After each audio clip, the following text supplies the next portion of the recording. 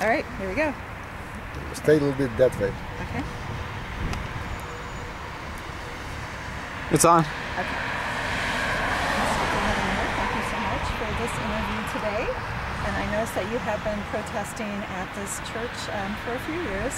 And I wanted to ask you if you would tell me in a nutshell what your grievance is against Pastor Orosh, who apparently is your nephew? That's correct. Okay. How did you find out? It says on the sign. That's right. That's right. Right. Well, he is nephew by marriage. Okay. Yeah. Okay, and so you basically what I'm getting from the sign is that starting a hen house, so maybe he's like a wolf trying to protect the sheep. He's not. Maybe he is a hypocrite. You think that he's a hypocrite? Can you tell me why you think he is not fit to lead this congregation? Well, you just said it. What I think. I think he is a wolf in a sheep cloth. Okay. Reason I think that way, because I experienced it almost firsthand. Okay. Back in 2000, 2001. Okay. I didn't know at that time, but I do now. Information was given to me that when my brother had marriage problem, he suggested to my ex-sister-in-law to go back to Ukraine. Oh, okay. And she stayed there for half a year. She came back. She went back again. She was going like that frequently.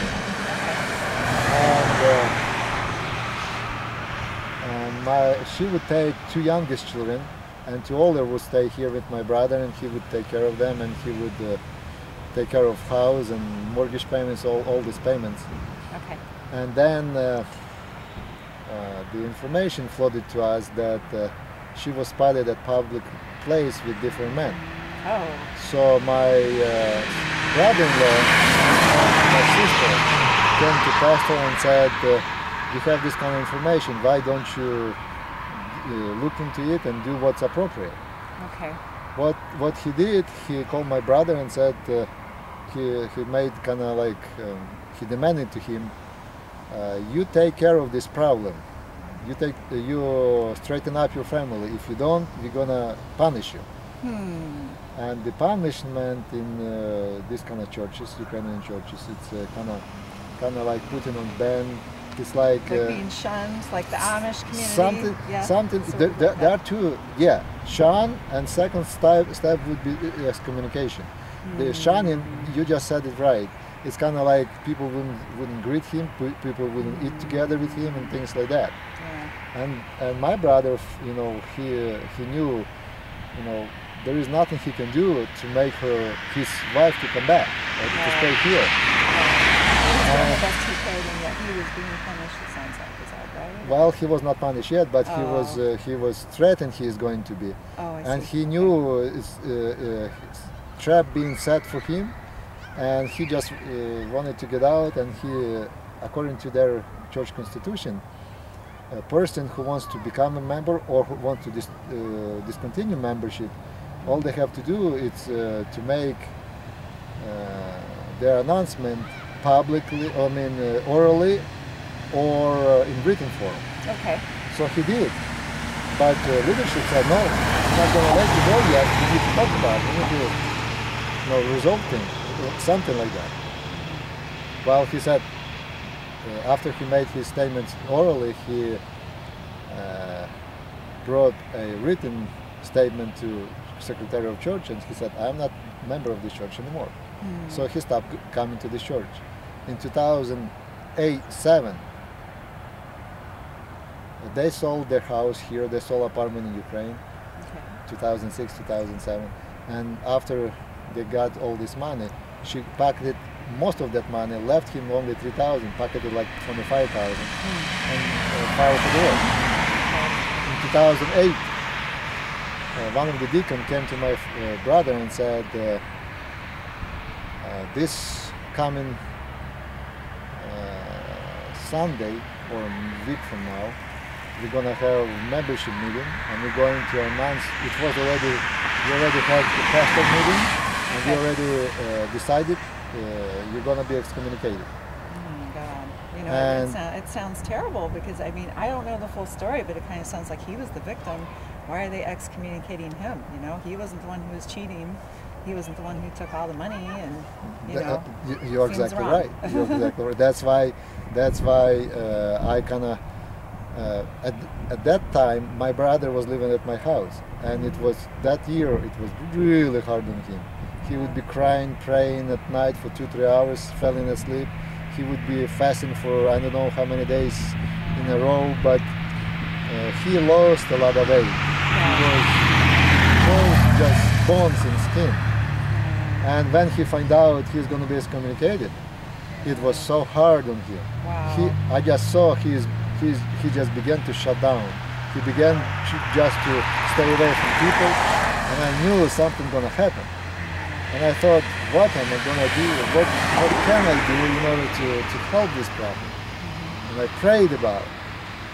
And God told me what to do. God gave me a plan. I took a piece of wood about 6 by 6 inches, about 10 foot long. I made a full-size cross. And Sunday morning I put up a white shirt, white pants, put that cross on my back and carried to this church and carried inside. And I told them, this is the sign for you, you are crucifying people here. And I told them, put me on this cross and crucify it, but I don't treat people like that anymore.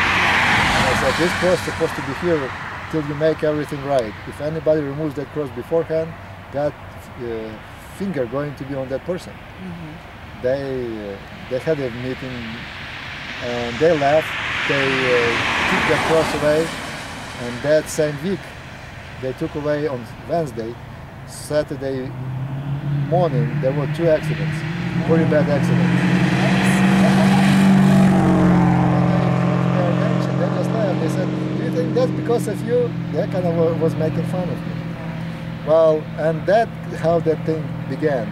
Then in December 14th, 2008, tomorrow is going to be 7 years. Oh, so you came here, it's kind of like sign for wow, me. yeah. Because tomorrow is going to be 7 years. Okay. Before that, we had a meeting with pastor and relatives. And I asked him, you know, it says in Bible, the righteous man, he looks into root of the problem and he judges rightfully. But how do you call, what's opposite of being righteous? Unrighteous, sinful, apostate, heretical, iniquity. Iniquitous. Yeah, iniquitous. Iniquitous Yeah. would judge without looking at it. Yeah. I said, have you looked into this problem? Have you tried to investigate? Have you investigated? No. Have you talked to my brother before you made all the decisions? No. How did you determine it was his fault? I done it by, how do you call, circumstances. Circumstantial Evidence? Evidence. Yeah, okay. And you know what? You're not good in a court of law. It's very hard to prove a case with circumstantial evidence. That's correct. It was about December 3rd or so, maybe December maybe 10th. December 14th, I brought another cross. Okay. This time I didn't bring it before the church, I brought right after the church. Okay. So when people came out, I was standing inside, holding the cross with my, like that. Some people react differently. Some people cried, and they said to pastor, "You're not doing your job." So it's because so many people said things like that. He called my brother. He said, "If you just come next Sunday, we are going to set it, release you." Well, that Sunday, December 14th, he called police, and he told police to get me out of property, and I am not allowing property anymore.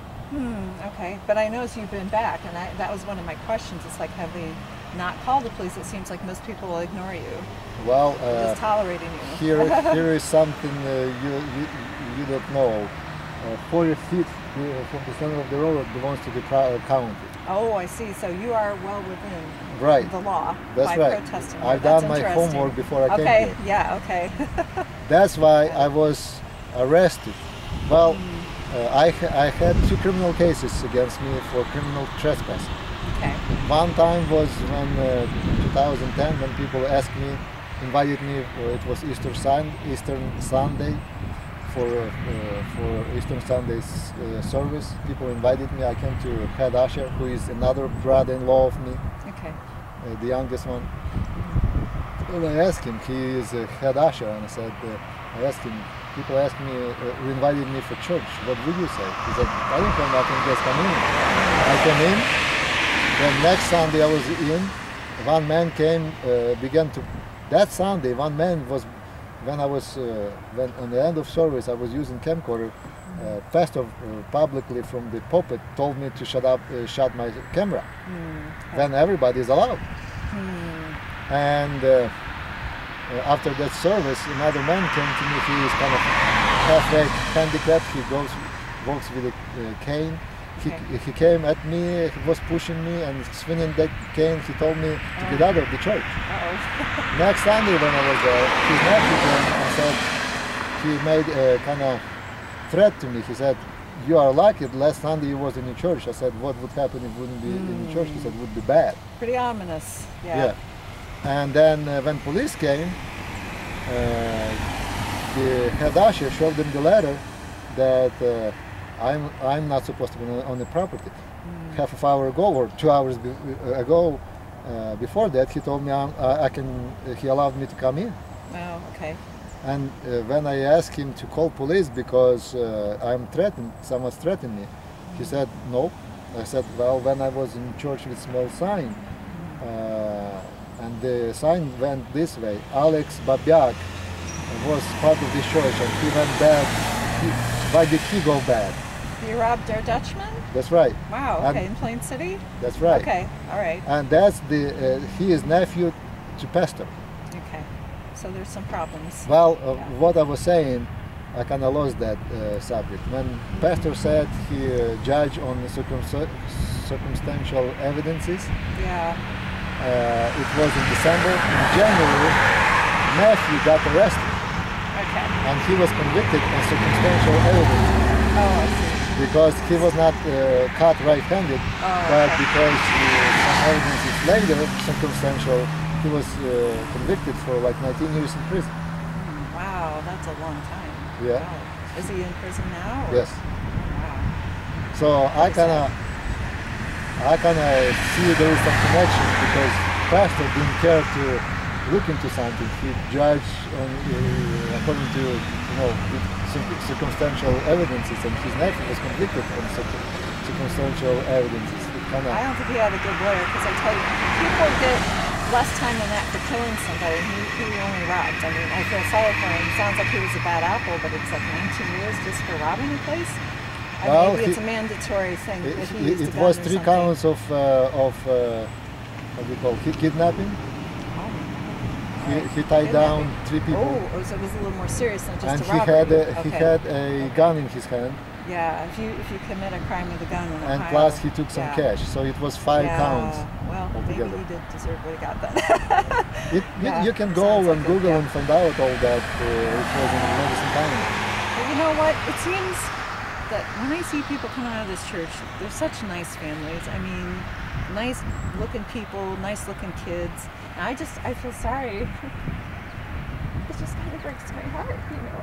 I wish you could get this resolved. I do, you know, because I feel that perhaps if the pastor made more of an effort to be humble, and he could just sit down with you and talk to you and say, yes, I was wrong. Or perhaps if the congregation kind of took more control of the situation and said, you know, this guy really was railroaded, your brother, then maybe, you know, things could get worked out. If people are just willing to humble themselves, you know. Do you see any hope for reconciliation between you and this church?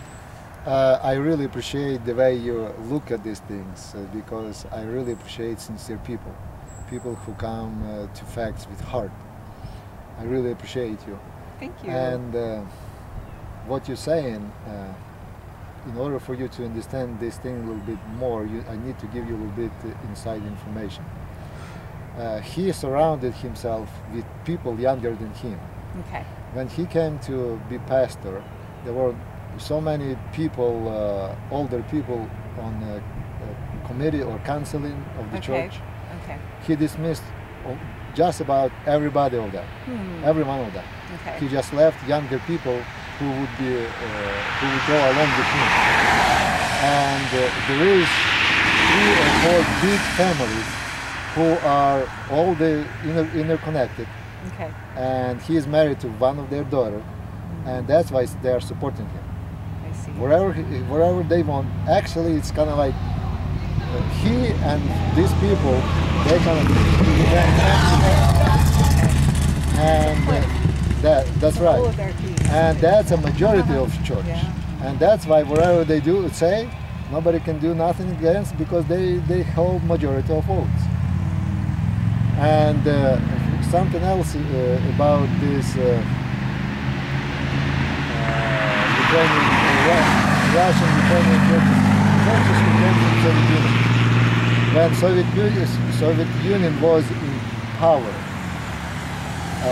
the KGB, they wanted to control everything, including churches. They wanted to control what people think, how people look, and everything. And in order to do that, they controlled pastors. And they appointed pastors. There were registered and unregistered churches, underground churches. In all registered churches, KGB had to clear the pastor to be a pastor. So they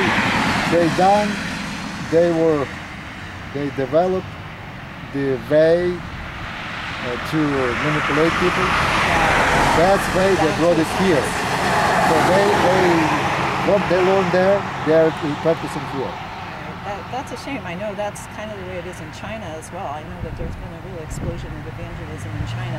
But, you have to be part of the official church. There's so many underground churches in China.